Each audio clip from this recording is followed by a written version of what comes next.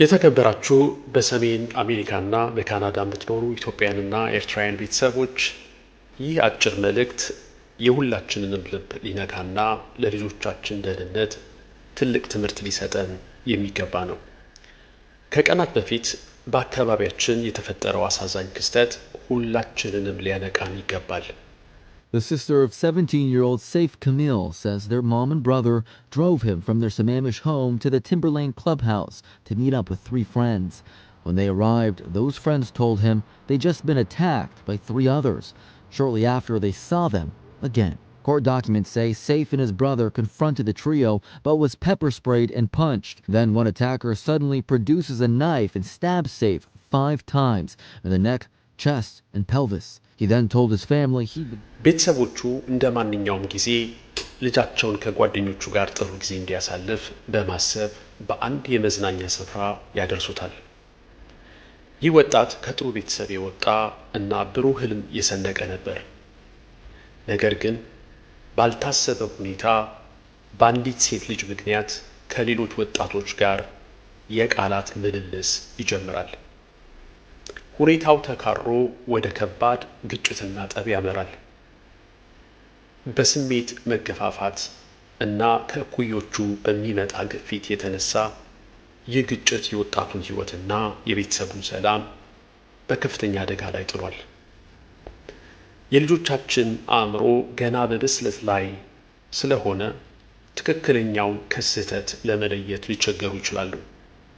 እኛ ወላጆች አገራችንን ትተን የምንለፋው ልጆቻችን ተምረው ለትልቅ ማዕረግ እንዲበቁ እንጂ በማይረባ የጎዳና ላይ ጠብ ህይወታቸው እንዲቋጭ አይደለም። ስለዚህ ልጆቻችንን ወደ ተለያዩ ቦታዎች ስናደርስ የሚከተሉትን 5 መመሪያዎች እንድትተገብሩ አደራ እላለሁ። አንደኛ፣ የሚያዘወትሩበትን ቦታና ጓደኞቻቸውን ማወቅ። ልጆቻችሁን አንድ ቦታ ስታደርሱ አካባቢው ደህንነቱ የተጠበቀ መሆኑን እና የትልቅ ሰው ክትትል መኖሩን አረጋግጡ። ሁለተኛ፣ ስለ ስሜትና ስለ ተቃራኒ ጾታ ግልጽ ውይይት ማድረግ። በሴት ልጅ ምክንያት ወደ ጠብ መግባት ጀግንነት እንዳልሆነ አስረዷቸው።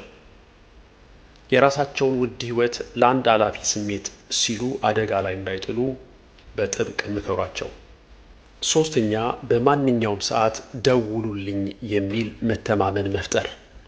ልጆቻችሁ ፍርሃት ከተሰማቸው ወይም ምቾት የማይሰጥ ነገር ካለ ምንም አይነት ቅጣት ሳይፈሩ ደውለውላችሁ እንድትወስዷቸው አበረታቷቸው። አራተኛ፣ ራስን የማራቅ ክህሎት።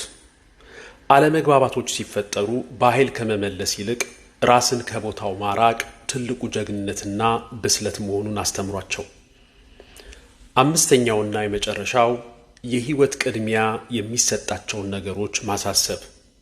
የልጆቻችሁ ዋነኛ ዓላማ በዚህ ጊዜ ትምህርታቸውና የወደፊት ስኬታቸው መሆኑን ዘወትር አስታውሷቸው።